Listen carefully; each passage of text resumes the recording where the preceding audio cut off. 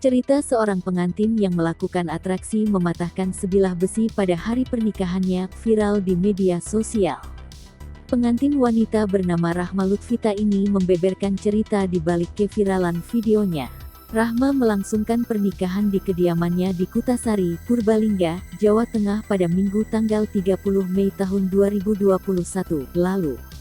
Aksi Rahma mematahkan besi baru terpikirkan di detik-detik terakhir menjelang hari pernikahannya.